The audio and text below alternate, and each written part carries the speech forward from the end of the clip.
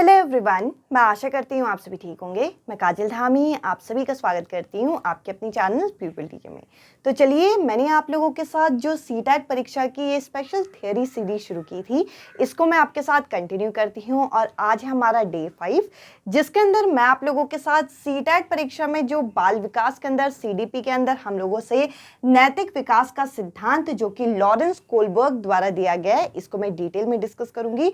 और हाँ, इस थ्योरी को भी हम लोग यहाँ पे जीन पियाजे और वाइगोट्स्की की थ्योरी की तरह हम लोग ट्रिक से समझेंगे कि आप लोग एग्जाम के लिए क्या चीजें याद रखें और कौन कौन से पॉइंट आपके पेपर में क्वेश्चन सॉल्व करने में मदद करेंगे। इसके अलावा अगर आप मेरे चैनल पे नए हैं तो आप प्लेलिस्ट सेक्शन विजिट कर सकते हैं, जिसमें आपको जो इंपॉर्टेंट कंटेंट है, इंपॉर्टेंट वीडियोस है, वो मिल जाएंगी।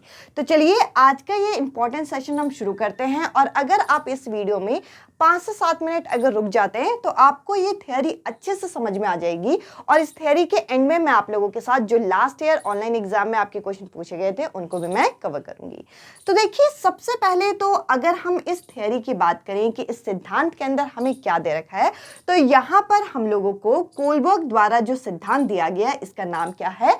इसका नाम है यहाँ पे नैतिक विकास का सिद्धांत। यानी कि इन्होंने जो हमें कॉन्सेप्ट या फिर थ्योरी दी थी, वो किस पे दी थी? वो मोरालिटी पे दी थी, नैतिकता पे दी थी। अब नैतिकता होती क्या है, सबसे पहले तो हम ये जानते हैं। अगर हम कोई भी डिसीजन लेते हैं लाइफ में, यानी कि कोई भी निर्णय लेते हैं लाइफ में, तो यहाँ पर वो निर्णय हमारा फ्यूचर में जाके वो आपका राइट होगा या फिर वो आपका रॉन्ग होगा। यानी कि जो काम आप कर रहे हो उसका जो रिजल्ट है वो किस तरीके से निकलेगा, ये जब हम डिसाइड करते हैं। और अगर हम एक पॉजिटिव चीज को, यानी कि एक सकारात्मक चीजों को चूज करते हैं, तो ये हमारी नैतिकता को दर्शाता है, ये हमारी मोरालिटी को दर्शाता है। जैसे कि हम लोगों को मन से एक इनर फीलिंग आ जाती है कि ये काम करेंगे तो हमें लोग अच्छा कहेंगे, ये काम करेंगे तो लोग हमें बुरा कहेंगे। तो ये क्या है? ये हमारे अंदर की मोरालिटी है। तो देखिए, यहाँ पर नैतिकता क्या है? एक तरीके से दो आपकी दिशा है जो कि आपको सही राह चुनने में जीवन में मदद करती है। और देखिए, इस चीज का प्रयोग यहाँ पे जो कोलबर्ग है, इन्होंने 20 से 30 वर्षों तक किया था। इसके बाद हमारे सामने यहाँ पे ये बताया गया, जब बच्चा जन्म लेता है, यानी कि बाय बर्थ हमारे अंदर मोरालिटी नहीं होती। और मोरालिटी जो है वो टाइम के साथ ही आती है, एज के साथ आती है। और यहाँ पर इन्होंने हमें 3 अलग अलग लेवल बताए। ये बताया कि जैसे जैसे बच्चा बड़ा होता है, वैसे वैसे यहाँ पे बच्चा अलग अलग लेवल से होते हुए जाता है। और 3 यहाँ पे लेवल है, जो कि आपका है प्री कन्वेंशनल यानी कि पूर्व परंपरागत अवस्था, इसके बाद कन्वेंशनल यानी कि परंपरागत अवस्था, और पोस्ट कन्वेंशनल यानी कि उत्तर परंपरागत या फिर परा परंपरागत अवस्था। और ये जो तीनों आपके लेवल है, इन तीनों लेवल में आपके 2-2 स्टेजेस हैं।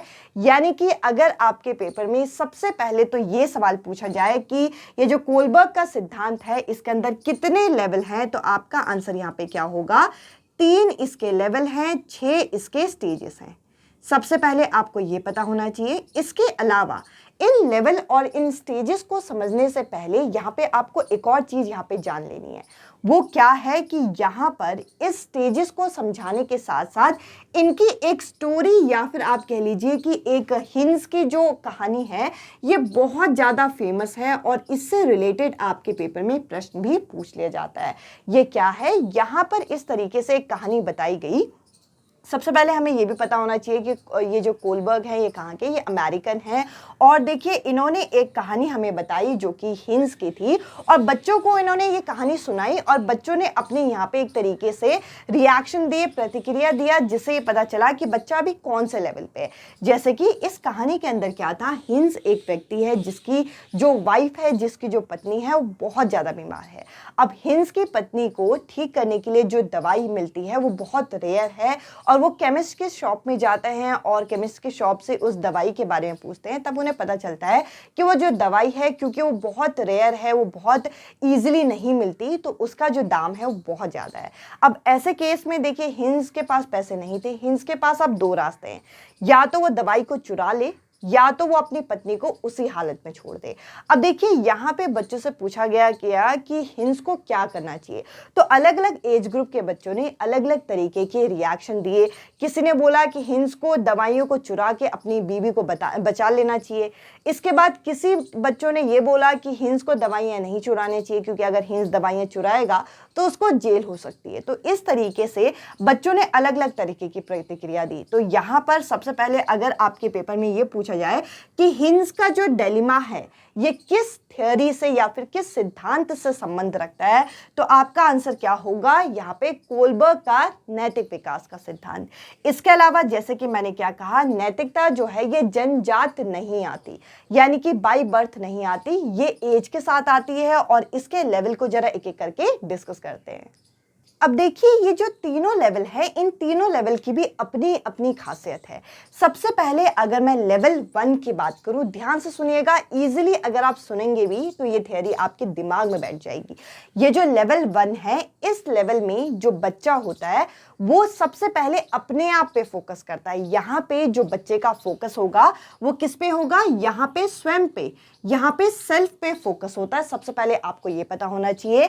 और इस लेवल का नाम क्या है, इस लेवल का नाम है प्री कन्वेंशनल लेवल, यानी कि यहाँ पे पूर्व परंपरागत अवस्था है। अब देखिए इसके अंदर आपकी दो अलग अलग स्टेजेस आती हैं। इन दोनों स्टेजेस को आप जरा ध्यान से सुनिए, एग्जाम्पल से समझ में आ जाएगा। पहली जो स्टेज है वो क्या है आपकी, ओबीडियंट एंड पनिशमेंट। अब देखिए स्टार्टिंग में, शुरुआत में क्या होता है कि बच्चा जो होता है इसको मोरालिटी का समझ में नहीं आता है कि क्या सही है क्या गलत है। अब बच्चा क्या है, बच्चा या तो दंड से बचने के लिए, यानी कि पनिशमेंट से बचने के लिए आपकी बात मानेगा, या तो वो ओबीडियंट होगा यानी कि आज्ञाकारी होगा। एक कहते हैं ना गुड बच्चा, एक अच्छा बच्चा, या तो वो आज्ञाकारी होगा या तो वो दंड से बचने के लिए आपकी बात को मान रहा होगा। इसके अलावा जो दूसरा आपका स्टेज आता है यहाँ पे प्री कन्वेंशनल लेवल के अंदर, उसके अंदर यहाँ पे बच्चे के अंदर एक लालच वाली भावना होती है, यानी कि इंस्ट्रूमेंटल एक्सचेंज। अब आपके पेपर में एक क्वेश्चन पूछा जाता है कि एक बच्ची है जो कि क्या है, जो कि यहाँ पे टिफिन लाना भूल गई। अब वो अपनी फ्रेंड को ये बोलती है कि कल मैंने तुम्हारे साथ अपना टिफिन शेयर किया था, तो आज तुम्हें मेरे साथ अपना टिफिन शेयर करना चाहिए। क्यों? क्योंकि देखिए उसने कल अपनी फ्रेंड के साथ टिफिन क्यों शेयर किया, क्योंकि अगर कभी वो टिफिन लाना भूल जाए तो उसकी फ्रेंड भी उसके साथ टिफिन को शेयर करे। तो यहाँ पर क्या है, यहाँ पर कोई भी जो बच्चा होगा वो दूसरों की हेल्प क्यों करेगा, ताकि इन फ्यूचर उसकी भी हेल्प हो सके। तो इन दोनों स्टेजेस को अगर मैं ध्यान दूं, इन दोनों स्टेजेस में बच्चा खुद के बारे में सोच रहा है। तो जो लेवल 1 है यानी कि प्री कन्वेंशनल लेवल, जिसमें ओबीडियंट एंड पनिशमेंट और साथ में इंस्ट्रूमेंटल एक्सचेंज, ये दोनों चीजें आती हैं, इसमें बच्चे का फोकस किस पे होता है, इसमें बच्चे का फोकस खुद पे होता है। इसके बाद लेवल 2 जो आता है, लेवल 2 में जो बच्चे का फोकस होता है वो दूसरों पर होता है, यानी कि दूसरों के सामने अच्छा बनना है, दूसरों के सामने एक आइडियल बनना है। जैसे कि इस लेवल का नाम है यहाँ पे कन्वेंशनल लेवल, यानी कि यहाँ पे परंपरागत अवस्था ये होती है। अब देखिए इसमें आती है आपकी थर्ड वाली स्टेज से शुरू होती है, थर्ड और फोर्थ स्टेज है। थर्ड स्टेज है गुड बॉय गुड गर्ल, यानी कि अब स्टेज में जो बच्चा है वो चाहता है कि दूसरे जो लोग हैं या फिर दूसरे जो ग्रुप के हैं वो उसे ज्यादा अच्छा माने, टीचर्स उसकी ज्यादा यहाँ पे तारीफ करे, तो यहाँ पे वो अच्छा अच्छा काम करता है ताकि सब उसकी यहाँ पे तारीफ करे, अच्छा लड़का या फिर अच्छी लड़की बोले।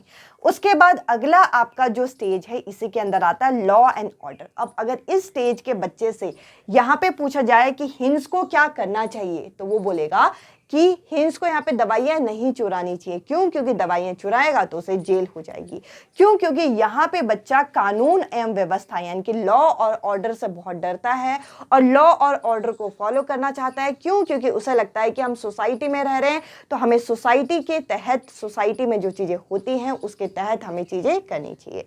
अब देखिए यहाँ पे तक तो आपकी जो बच्चा है या तो खुद के बारे में सोच रहा है या तो वो दूसरों के बारे में सोच रहा है। जब वो लेवल थर्ड में आता है, यहां से मेन यहाँ पे चेंज होता है मोरालिटी यानी कि नैतिकता में। कैसे? जब बच्चा लेवल थर्ड में आता है यानी कि पोस्ट कन्वेंशनल में आता है, यानी कि परंपरागत अवस्था में आता है, यहाँ पे सोशल कॉन्ट्रैक्ट देखने को मिलता है। अब देखिए इस लेवल के अगर बच्चे को, यानी कि ये आपका हो गया आपका फिफ्थ लेवल, ये फिफ्थ लेवल आपका हो गया जो कि है आपका सामाजिक अनुबंध। अब यहाँ पे क्या होता है, यहाँ पे अगर बच्चा आ जाए तो यहाँ पे आके बच्चा सोचता है कि अगर हिंस के पत्नी को बचाया जा सकता है उस दवाइयों से तो हिंस को दवाइयाँ चुरा लेनी चाहिए। क्यों? क्योंकि ऐसे कानून, ऐसे व्यवस्था जो हमें यहाँ पे सुख ना दे या फिर हमारे लिए ना बनी हो या फिर हमें दिक्कत दे रही हो, उनको बदल देना चाहिए। यहाँ पे सोशल कॉन्ट्रैक्ट चलता है। यहाँ पे बोला जाता है कि वो लॉ, वो ऑर्डर जो हमें यहाँ पे एक तरीके से हमारे लिए ना हो या फिर हमारे अगेंस्ट हो, तो उनको चेंज करना चाहिए। इस तरीके की थॉट बच्चे के माइंड में आने लग जाती है। इसके बाद लास्ट में आता है यूनिवर्सल एथिकल, यानी कि सार्वभौमिक नैतिकता। अब यहाँ पे क्या है, यहाँ पे बच्चा खुद के बारे में ना सोच के यहाँ पे हमारे नेचर के बारे में, हमारे आसपास के बारे में सोचने लग जाता है। तो यहाँ पे जो बच्चा होता है एक तरीके से ये सिद्धांतों के बारे में यानी कि प्रिंसिपल्स के बारे में सोचता है। तो ये तीनों लेवल आपको यहाँ पे क्लियर हुए होंगे। और सबसे ज्यादा जो क्वेश्चन आपके कोलबर्ग की थ्योरी से पूछे जाते हैं, एक तो ये हिंस का डायलेमा पूछा जाता है, और ये तीनों लेवल के अंदर ये जो 6 स्टेजेस मैंने आपके साथ डिस्कस किए, इनसे क्वेश्चन आते हैं। और अभी जो मैं आपके साथ क्वेश्चन डिस्कस करूंगी उससे आपको ये टॉपिक अच्छी तरीके से क्लियर हो जाएगा। और अगर आपको ये वीडियो अच्छी लगी हो तो इससे पहले जीन पियाजे की, इसके अलावा वाइगॉट्स्की की जो थ्योरी मैंने डिस्कस की है उसके लिंक मैंने प्लेलिस्ट में डाल दी है। आप आराम से देखिए, वो आपको समझ में भी आएगी और आप इजीली उनके क्वेश्चन कर भी पाएंगे। इस वीडियो में इतना ही। अब डायरेक्ट आपकी स्क्रीन में यहाँ पे क्वेश्चन देखेंगे जो कि हम साथ में हल करते हैं। अगर आप यहाँ पे प्रीवियस ईयर पेपर को देखेंगे तब आपको ये क्लियर होगा कि जो हमें यहाँ पे सिद्धांत हम डिस्कस कर रहे हैं, इसके ज़्यादातर क्वेश्चन जो है वो एप्लीकेशन बेस यहाँ पे पूछे गए हैं। अब देखिए यहाँ पे ये जो क्वेश्चन है आपको स्क्रीन में दोनों ही लैंग्वेज में दिख रहा होगा। अब इस प्रश्न में क्या है कि नेहा एक बच्ची है जो कि अपने माँ द्वारा लाई गई मिठाई जो कि मेहमानों के लिए है, उसको खाने से खुद को रोकती है क्योंकि वो पकड़ी जाएगी। अब देखिए यहाँ पे इतना बोलने के बाद यहाँ पे पूछा गया है कि लॉरेंस कोलबर्ग के अनुसार अभी नेहा कौन से स्टेज में है। अब देखिए वो मिठाई इसलिए नहीं खा रही क्योंकि वो मिठाई मेहमानों के लिए, वो गेस्ट के लिए वो स्वीट्स लाई गई है।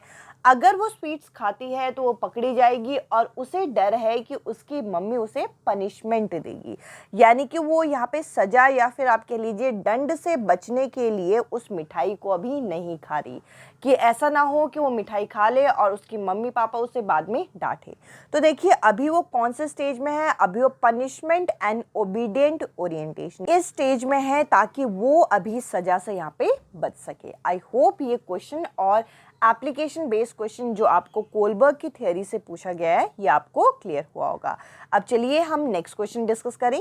अब देखिए यहाँ पे एक क्वेश्चन पूछा गया है कि अकॉर्डिंग टू लॉरेंस कोलबर्ग के अनुसार जब व्यक्ति अभी कौन से स्तर पे होगा, व्यक्ति कौन से स्टेज में होगा जब वो यहाँ पे ज़रूरतों और इच्छाओं यानी कि नीड और वांट्स की बात कर रहा है। अब देखिए ज़रूरत और इच्छा यानी कि खुद के बारे में वो सोच रहा है, और कहीं ना कहीं अगर हम सारे यहाँ पे स्टेजेस को पढ़े तो यहाँ पर वो अपनी नीड यानी कि अपनी ज़रूरत और अपनी इच्छा, नीड और वांट की अगर वो बात कर रहा है तो वो किसी की हेल्प इसलिए करेगा ताकि फ्यूचर में भी वो बच्चा सामने से उसकी हेल्प करे। जैसे कि अभी मैंने थ्योरी के टाइम में समझाया था कि एक बच्ची अपने फ्रेंड के साथ टिफ़िन इसलिए शेयर करती है क्योंकि कल को अगर वो टिफ़िन ना लाए तो उसको वो टिफ़िन शेयर करके दे। तो ऐसे केस में जब कोई भी बच्चा जो है अपनी ज़रूरत या फिर इच्छा के संदर्भ में यहाँ पे काम करेगा तो यहाँ पर वो कौन से स्टेज में होगा, यहाँ पे वो इंस्ट्रूमेंटल पर्पस में आपका देखने को मिलेगा। अभी वो आज्ञाकारी नहीं है, अच्छा लड़का लड़की नहीं बनना चाहता, लॉ ऑर्डर के हिसाब से काम नहीं कर रहा, वो किसी की मदद इसलिए कर रहा है ताकि फ्यूचर में उसकी मदद वहाँ पर से हो सके। आई होप ये क्वेश्चन भी आपको क्लियर हुआ होगा। इस क्वेश्चन का 4th जो ऑप्शन है ये करेक्ट आंसर है। जो क्वेश्चन पूछा गया है इसमें ये बोला गया है कि लॉरेंस कोलबर्ग ने यहाँ पर जो मोरल रीजनिंग होती है यानी कि नैतिक तर्क जो होता है, जो बच्चे और बड़ों के बीच में इनका मूल्यांकन करने के लिए, इसको इवैल्यूएट करने के लिए किसका यूज़ किया, किसका प्रयोग किया। अब देखिए यहाँ पे कोलबर्ग ने जो हमें थ्योरी दी वो किस पे दी, वो मोरालिटी पे दी, वो नैतिकता पे दी। अब नैतिकता जो है ये पेन पेपर टेस्ट से तो आपका पता चलेगा नहीं, इसके अलावा आप कहोगे कि कुछ डायग्राम बनाओ, ड्राइंग कंपटीशन करते हैं, चित्रकला, इससे पता चलेगा नहीं। साथ ही साथ रिपोर्ट कार्ड में आपको मार्क्स दिखेंगे, उससे पता चलेगा नहीं।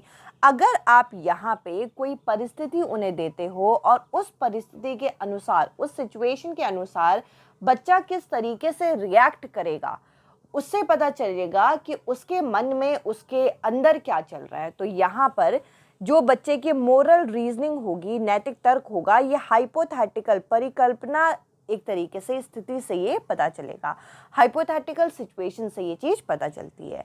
तो इस तरीके से यहाँ पे पहला जो ऑप्शन होगा ये करेक्ट आंसर है। अब ये जो क्वेश्चन हमसे पूछा गया है, इसमें हमें लेवल्स यहाँ पे दे रखे हैं। अब देखिए यहाँ पे कुछ ऐसे क्वेश्चन होते हैं, अगर आप इन क्वेश्चंस के कुछ शब्दों को अगर आप पढ़ते हैं तो आपको चीज़ें यहाँ पे क्लियर हो जाएंगी। जैसे कि यहाँ पे इंग्लिश मीडियम में अगर आप इसे रीड करते हैं तो यहाँ पे कम्युनिटी वेलफेयर की बात की गई है, यानी कि सामुदायिक कल्याण की। अब सामुदायिक कल्याण जो होगा वो शुरुआती दौर में तो बच्चे के अंदर आएगा नहीं। जब बच्चा धीरे धीरे सोसाइटी के संपर्क में आएगा और सोसाइटी के बारे में समझेगा, तब जाके उसके अंदर यहाँ पे समुदाय को लेके, कम्युनिटी को लेके, उसके वेलफेयर को लेके या फिर कल्याण को लेके उसके अंदर एक जागरूकता आएगी। और अभी जैसा मैंने बताया कि यहाँ पे कॉलबर्ग ने हमें 3 अलग अलग स्टेजेस दिए, 3 अलग अलग लेवल दिए, इन तीनों लेवल में पहले लेवल में बच्चा खुद के बारे में सोचता है, दूसरे लेवल पे बच्चा दूसरों के बारे में, दूसरों के हिसाब से सोचता है कि लोग मुझे किस तरीके से सराहेंगे, और तीसरे लेवल में वो प्रिंसिपल्स यानी कि सिद्धांतों के बारे में सोचता है। जब वो सिद्धांतों के बारे में सोचेगा तब वो यहाँ पे कल्याण के बारे में सोचेगा, वेलफेयर के बारे में सोचेगा। तो देखिए कुछ क्वेश्चंस में तो कुछ शब्दों से ही आप ऑप्शंस को फटाफट एलिमिनेट कर सकते हो। इस हिसाब से इस क्वेश्चन का जो करेक्ट आंसर होगा वो होगा तीसरा ऑप्शन, जो कि उत्तर परंपरागत चरण यानी कि आपका 3rd लेवल, आपका पोस्ट कन्वेंशनल लेवल जो है, पोस्ट कन्वेंशनल स्टेज जो है, ये करेक्ट आंसर है। आई होप ये क्वेश्चन आपको क्लियर हो रहे होंगे। अब चलिए मैं आप लोगों के साथ एक होमवर्क क्वेश्चन शेयर करूंगी जिसका आंसर आपको कमेंट सेक्शन में कमेंट करके देना है कि आपके अकॉर्डिंग उस क्वेश्चन का क्या करेक्ट आंसर है।